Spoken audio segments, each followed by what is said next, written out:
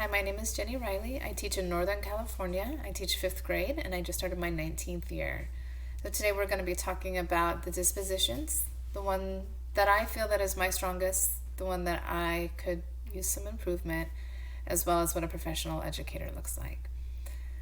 So the disposition that I feel is my strongest is high expectations. And we always start the school year with a discussion of growth mindset. Things are not always easy. Students come to school with their ideas of what they're good at and what they're bad at, and they have their ideas of students who are smart and why they're smart and that it must be easy for them. And just getting our minds wrapped around that sometimes it takes a while to learn something and it has nothing to do with your intelligence or your capabilities. We all learn differently. And it's important to have the idea in your mind that I don't understand it today, and I might not understand it tomorrow either, darn it. But I just don't understand it yet. I will. And I'm going to work towards that. I'm not going to give up. It's really important to keep the rigor high. If we think a student is unable to reach their goal, we need to scaffold them, not make it easier for them. It's very, very important to monitor that and assess, to watch their growth. Great inspiration for ourselves, what we do every day, and for the students to be able to see their growth. Sometimes students come into fifth grade 2 or 3 or more years behind grade level. So sometimes the state test doesn't show their growth. It just says, nope, they're not on grade level.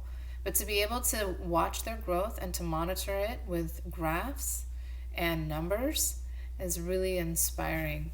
Not lowering the rigor, but just the realistic expectations of what the students can do. And of course, with that goes your expectation being conveyed to them.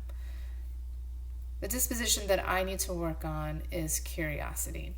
I do spend a lot of time trying to create the most exciting lessons. I want my students to enjoy being with me every single day. What I struggle with is the productive struggle. It's very difficult for me to see a student who is frustrated and what I perceive as shutting down.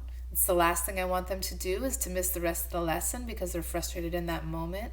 But I know that that's not always the case. What I think is happening isn't always the case. What my job is to provide them with an environment that they feel safe to fail or to struggle, I guess would be a better way to say it, that they feel safe to struggle, and that it isn't a failure if they don't master a skill today or tomorrow, but to never give up on the fact that they're going to get it. And with hard work and focus, they're going to understand it. With scaffolding on the teacher's part and the growth mindset on the student's part, it's a winning combination. And I need to give them time to go through that process and not swing in and save them and tell them that they're just wonderful and they've got it, because sometimes they don't have it yet. A professional educator is present and prompt. So what I mean by that is that a teacher, a principal, is at school every day, unless there's something extraordinary that's keeping them away. But they're put together in their appearance, they're put together in their attitude.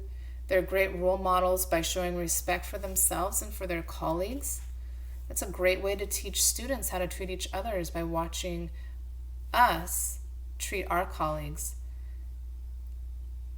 We have to remember that we need to engage in appropriate interactions, not just at school, but in our communities and online. A professional educator should have the desire to participate in school events beyond their classroom. And they can do this with professional development, continued education, and also extracurricular activities and events. When students see their educators at events, it's so powerful, even more than maybe the activity that they're engaging in, to see that they're supported and cared for. And finally, it's so important for a professional educator to always strive to be better. That doesn't mean that we don't have our experiences and expertises to use, but we should use those and understand that we can take them and improve every single time we teach that lesson.